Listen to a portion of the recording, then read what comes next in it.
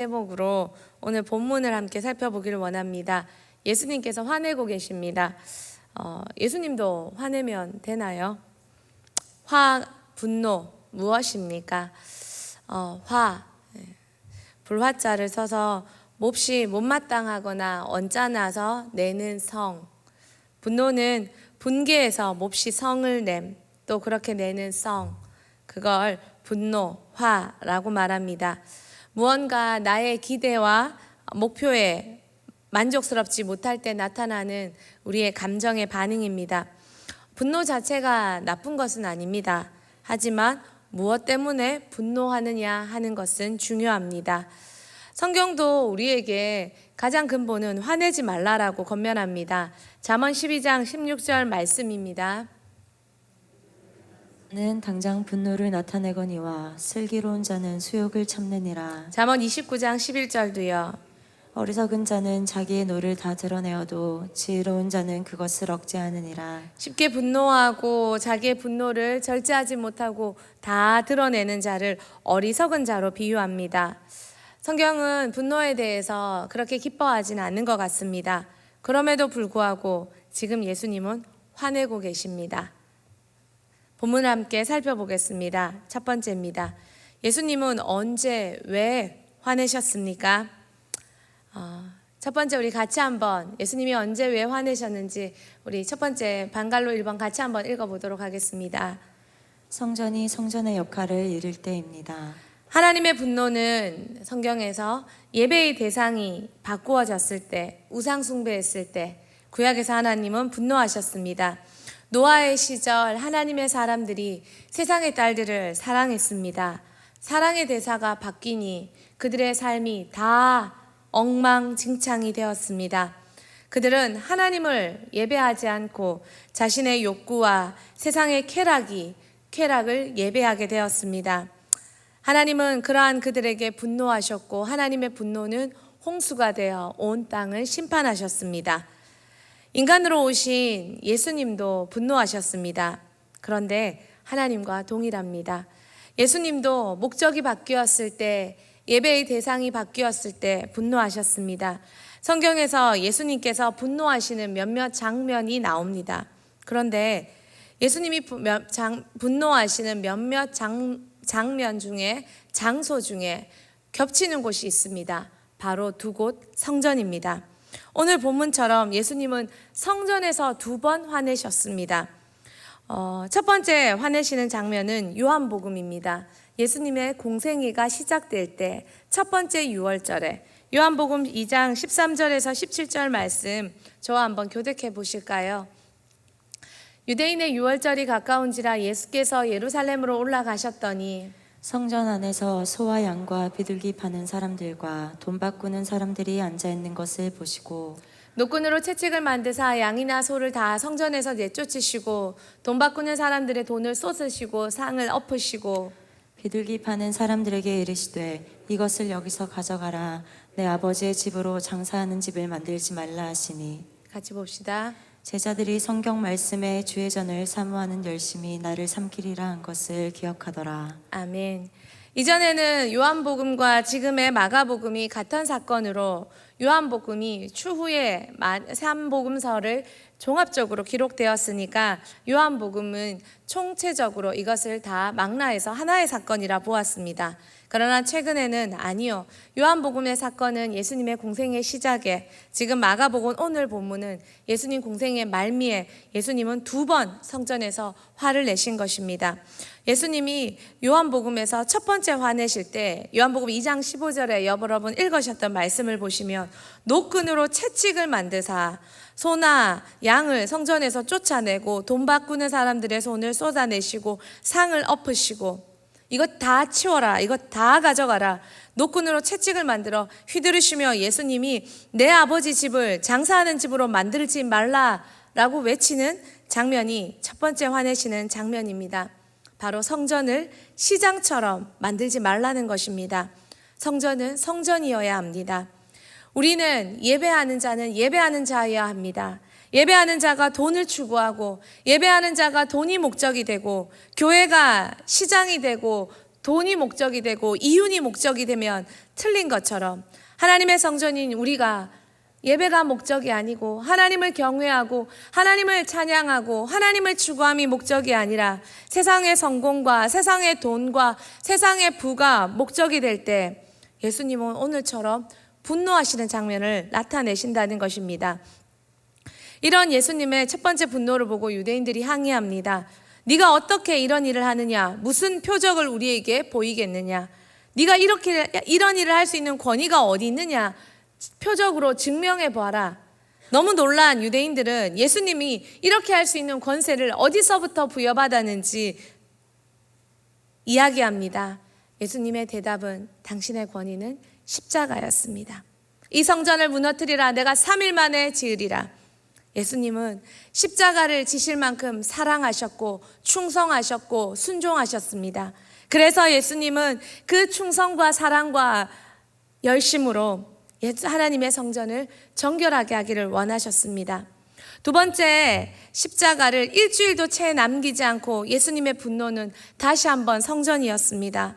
성전은 거룩해야 하는 곳입니다.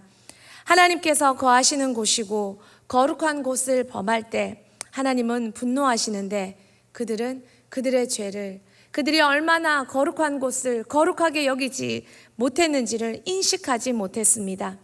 예수님의 분노는 폭력성이 아니라 죄의 심각성과 심판의 다급성입니다. 예수님도 분노하셔도 되나? 우리는 분노라고 할 때 폭력성을 떠올립니다. 그러나 채찍을 만드셔서 휘두르시고 상을 엎으시고 과격한 말씀을 하시는 예수님의 분노는 죄가 죄인 줄 모르는 죄의 심각성과 심판의 다급성을 알려주는 경고의 메시지였습니다. 죄가 죄인 줄 모르니 그들은 더 뻔뻔하게 죄를 지었고 그 뻔뻔함을 깨닫게 하시기 위해 예수님은 분노하실 수밖에 없으셨습니다. 전도서 8장 11절에 이런 말씀이 있습니다. 같이 봅시다. 악한 일에 관한 징벌이 속히 실행되지 아니하므로 인생들이 악을 행하는 데에 마음이 담대하도다. 왜 자녀들을 때리라고 합니까? 왜 하나님께서 의로운 분노를 베푸십니까? 왜 징벌이 속히 실행되지 않을 때 성경은 사람들이 악을 행하는데 더욱 담대해진다고 말하고 있습니까? 죄가 죄인 줄 알려주지 아니하면, 죄가 죄인 줄 깨닫게 해주지 아니하면 죄를 짓는 발걸음은 더 강해지고 더 담대해진다고 성경은 말합니다. 의로운 분노가 없으면 더 악을 행하게 됩니다. 죄가 죄인 줄 모르기 때문입니다.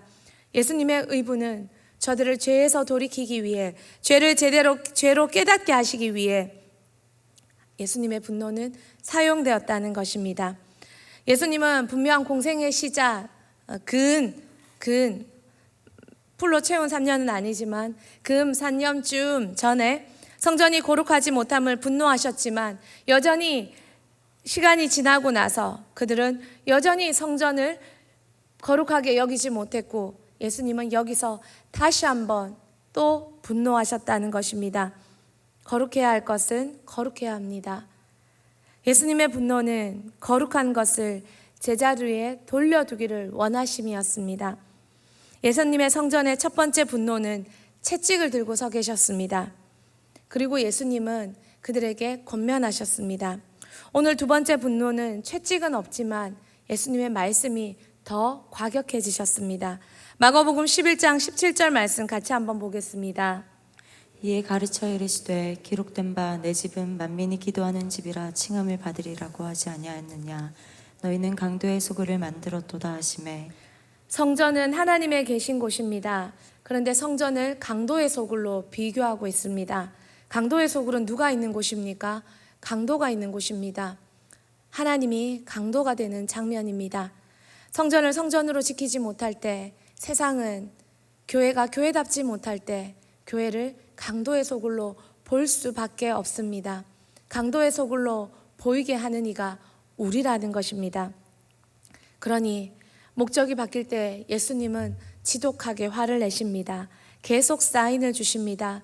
때로는 채찍의 행위로, 때로는 엄중한 표현으로 그의 목적이 바뀐 것을 우리는 그때 알아차려야 합니다. 성전의 목적은 하나님을 하나님으로 예배하는 것입니다. 교회의 목적은 하나님을 하나님으로 예배하는 것이요, 예수 그리스도를 증거하는 것이요, 예수 그리스도를 가르치는 것이요, 예수 그리스도의 사랑 안에서 모이는 것입니다.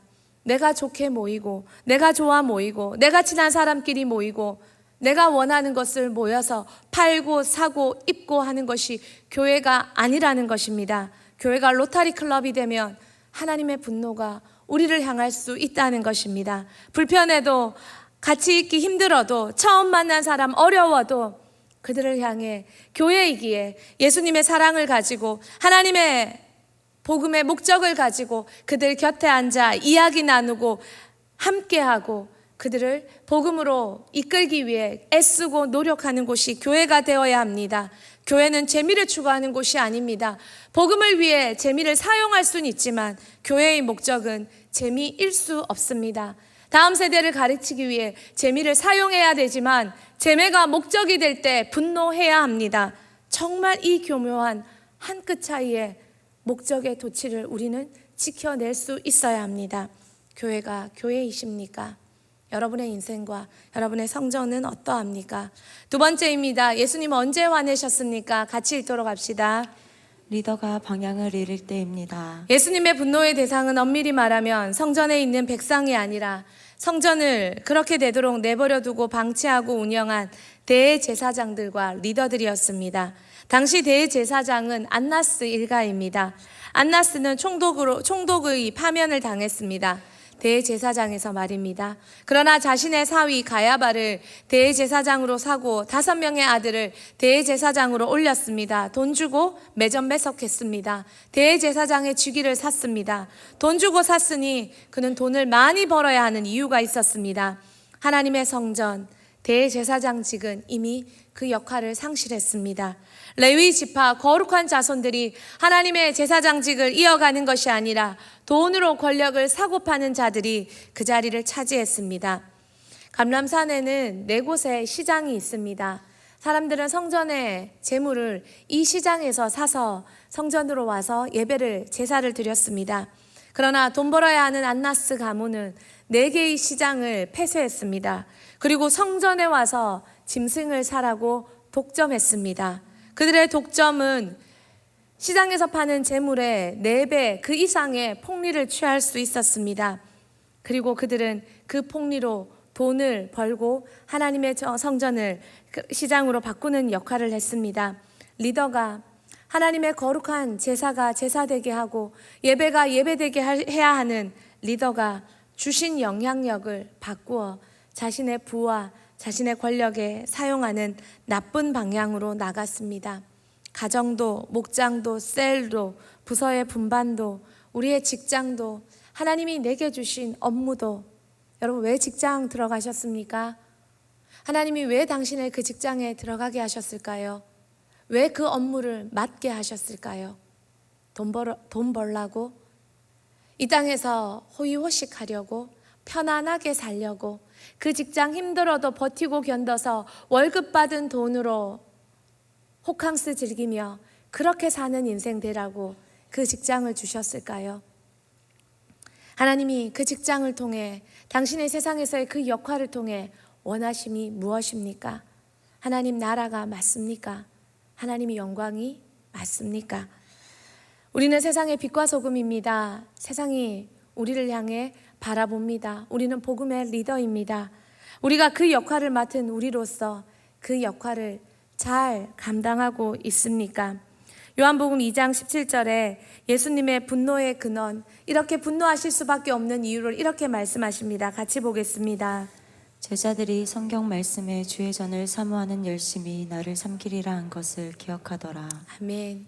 영혼을 맡고 세상에서 사역을 맡고 일을 맡고 그곳에서 우리는 하나님의 영광을 위한, 하나님의 나라를 위한 역할을 감당할 수 있는 리더로 그 사명을 감당해야 합니다.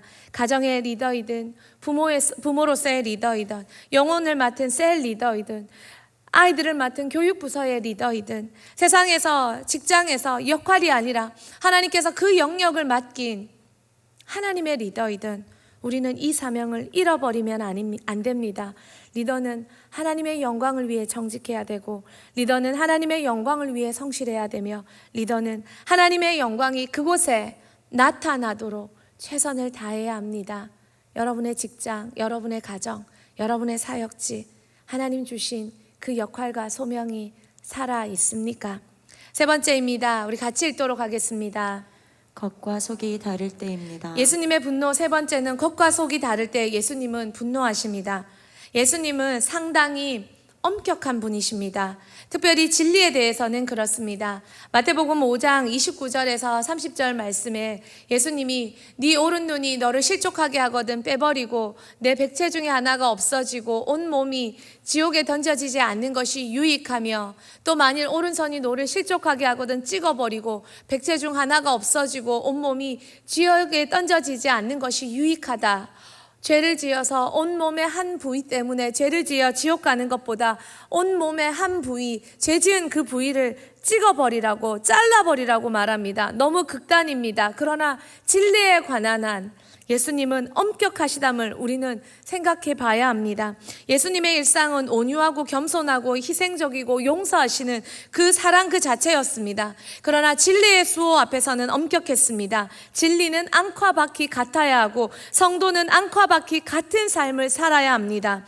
교회에 오면 집사님이지만 세상에 나가 그 일을 처리할 때는 세상 사람과 동일한 부정직과 동일한 마음으로 하나님의 영광은 온데간데 없고 사꾼처럼 돈 벌기 위해 하나님의 이름은 전혀 드러내지 않는 똑같은 이기적인 모습이라면 우리는 같은 모습입니까? 예수님은 성전에 가시는 길에 무화과 나무를 보셨습니다. 무화과 나무에 열매가 없었습니다. 예수님이 저주하셨습니다. 그런데 성경은 아이러니한 말을 합니다. 무화과 열매를 얻을 때가 아니라는 것입니다. 무화과 열매를 얻을 때가 아니니 열매가 없는 건 당연합니다. 그런데 예수님은 무화과의 잎만 무성하고 열매 없음을 보시고 저주하셨고 나무는 말라 죽었습니다. 나무는 메말라 버렸습니다. 때는 아니지만 때가 이르를 때 열매가 있을지 없을지는 싹을 보면 여름에도 초여름에도 봄에도 알 수 있습니다.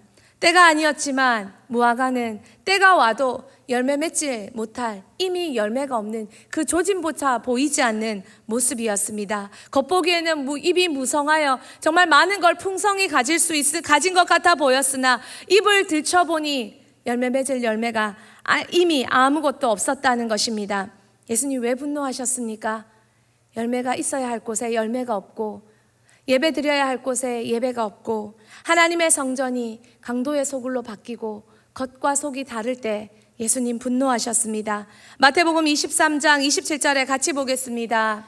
화 있을진저 외식하는 서기관들과 바리새인들이여, 회칠한 무덤 같으니 겉으로는 아름답게 보이나 그 안에는 죽은 사람의 뼈와 모든 더러운 것이 가득하도다. 외화내빈이라는 사자성어가 있습니다. 겉은 화려하나 속은 빈곤하다는 말입니다. 허장성세라는 말도 있습니다. 헛되이 목소리에 기세만 높인다는 말입니다. 실력도 없으면서 허세로만 떠드는 사람의 모습을 말합니다. 성도의 모습이 세상에서 어떠합니까? 직장에서 여러분의 모습은 어떠합니까? 남들도 다 그렇게 한다는 관례라는 이름 앞에 우리는 부정직과 불성실을 여전히 행하고 있지는 않습니까? 적당한 눈속임이 실력이라고 말하고 있지는 않습니까? 여러분의 선 곳에서 하나님 영광 받으실 만하십니까? 하나님이 지금 여러분에게 오셔서 지금 여러분을 무화과 나무같이 분노하신다면, 왜요? 아직 심판의 날이 도래하지 않았으나 많은 사인을 주셨으나 아직까지도 열매가 없다면, 다음 세대를 외칩니다. 그러나 다음 세대를 살릴 줄 모른다면, 예수 제자를 외칩니다. 그러나 내 가정에 내 자녀가 예수 제자가 아니라면 우리 교회는 실패요, 우리 가정은 실패입니다. 복음을 외치지만 복음으로 살지 않으면 거짓입니다. 가짜입니다. 교회는 교회다워야 합니다. 교회 와서 놀자 먹자 외치는 분들이 계십니까? 좀 더 놀아요, 좀 더 먹어요, 좀 더 편하게 있어요. 교회를 교회되게 하지 못하는 우리의 행동을 멈춰야 합니다. 화려한 예루살렘 성전이 강도의 굴혈과 장사꾼의 소굴이 되면 예수님은 분노하십니다. 잎만 무성한 무화과 나무에 분노하십니다. 껍데기뿐인 신앙은 하나님이 영광 받으실 수 없습니다. 기도의 결과가 좋은 대학, 좋은 직장일 수 없습니다. 복음을 위해 필요하다면 좋은 직장, 좋은 대학을 주실 수 있지만 그것은 복음을 위한 하나님의 영광의 도구이지 그것이 목적이 아닙니다. 좋은 직장, 좋은 대학 갔는데 복음이 없습니다. 하나님의 영광이 없습니다. 잎만 무성한 무화과 나무입니다. 성전이지만 강도의 소굴이 되었습니다. 예수님이 우리를 보시고 하실 반응은 무엇이겠습니까? 예전에 한 학교에 잠시 있을 때 한 선생님이 교무실로 전화를 하셨습니다. 전화를 받는 옆에 계신 선생님이 말씀하셨습니다. 뭐? 맛있는데 밥 먹으러 오라고? 거기 누구 있는데?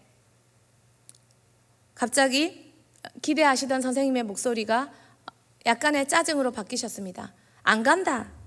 아들 있는데 내가 뭐하러 가노? 전화를 끊으셨습니다. 그 교사는 맛있는 거 먹으러 오는 전화에 아이들이 동석했다는 이유로 가지 않았습니다. 교사가 학생이 불편하면 무슨 교사입니까? 영혼사역자가, 성도가, 새가족이 불편하고 복음 전할 상처 입은 영혼이 불편해서 가지 않는다면 무슨 영혼사역자입니까? 하나님의 목적은 지켜져야 됩니다. 준수되어야 합니다. 예수님의 분노가 무화과를 마르게 했고 겉과 속을 다름에 분노하셨습니다. 큰 두 번째입니다. 우리 같이 한번 읽겠습니다. 예수님의 분노는 기회입니다. 예수님은 죄를 책망하실 때 거룩한 법칙이 있습니다. 세 가지입니다. 첫 번째는 책망하십니다. 두 번째는 회개를 기다리십니다. 책망 후에 기다림의 시간이 있습니다. 그리고 나서 심판이 옵니다. 예수님은 기회를 주십니다. 회개할 기회, 얼마 동안 보고 기다리십니다. 괜찮아진 것이 아니라 곧장 심판이 오지 않아 괜찮아진 것이 아니라 기다리십니다. 노아가 방주를 만들었습니다. 방주를 만들고 완성했는데 7일 동안 비가 오지 않았습니다. 사람들은 더 비웃었습니다. 미친 노인, 바보 같은 사람, 저렇게 방주를 완성했지만 아무것도 없잖아. 그 7일이 예수님의 마지막 기다림의 시간인 줄, 그 죽을 세상 사람들은 몰랐습니다.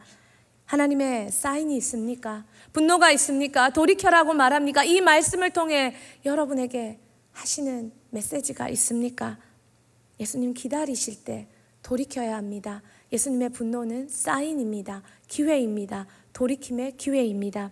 예수님이 이 분노를 하신 후 그 다음날 감람산 설교를 하십니다. 감람산 설교는 예루살렘의 멸망을 예언하십니다. 70년 뒤 돌 위에 돌 하나 남기지 않겠다. 결국 어떻게 됐습니까? 70년 뒤 로마의 티투스 장군이 예루살렘으로 쳐들어왔고 무지막지한 폭력으로 예루살렘 성벽을, 예루살렘 성전을 다 멸망시켰습니다. 그들은 하나님의 사인을 알아듣지 못했고 그 70년의 기회를 붙잡지 못했습니다. 예수님의 분노는 기회입니다. 종교개혁 시절 가톨릭이 온 세상을 덮었을 때 개신교는, 기독교는 프로테스탄트라는 이름으로 불려졌습니다. 거절하는 자들, 저항하는 자들, 그리고 프로테스탄트 개신교는 성경책 하나 들고 그 친정이었던 가톨릭을 나와 다시 시작했습니다. 종교개혁은 나라와 나라를, 백성과 백성을 싸우게 만들었습니다. 수많은 전쟁이 일어났습니다. 그럼에도 진리를 향한 그들의 대항은 멈출 수 없었습니다. 여러분 분노하고 계십니까? 세상에서 죄를 향해 프로테스탄트라는 이름이 걸맞도록 여러분 저항하고 계십니까? 싸우고 계십니까? 나 자신의 반복되는 죄에 여러분 프로테스탄트라는 이름으로 불릴 만큼 저항하고 계십니까? 분노하고 계십니까? 교회를 어지럽게 하는 말, 관계를 어그러뜨리며 이간질하는 말, 교회가 교회되지 못하게 하는 말에 여러분은 분노하고 계십니까? 멈춰서게 만들고 계십니까? 아니면 상담 기법이라는 마음 이름으로 동감해주며 그렇지 나도 그랬다 라며 고상하게 앉아 계십니까? 하나님과 목적이 다를 때 예수님과 같은 마음으로 화내고 계십니까? 예수님은 자신의 이익을 위해 분노하던 사람들과 달랐습니다. 예수님의 분노는 그래서 의분이라고 불려지고 있습니다. 하나님의 영광을 위해 분노하시며 공의와 사랑을 나타내셨습니다. 의로운 분노가 살아있어 거짓과 타협을 거절할 줄 알아야 합니다. 교회를 더욱 교회되게 만들 줄 알아야 합니다. 맥주 감사주일입니다. 무엇에 감사하겠습니까? 대흥교회 더 본질로 충실하고 본질로 새로워지는 그것에 감사할 수 있는 맥주 감사주일이 되었으면 참 좋겠습니다. 많은 사건 사고를 거치며 하나님의 메시지는 하나입니다. 진리로 살고 있느냐? 복음으로 사역하고 있느냐? 다음 세대를 말하면 자식에게 홀릭되면 자식이 우상이 되면 절대 다음 세대 사역에 성공할 수 없습니다.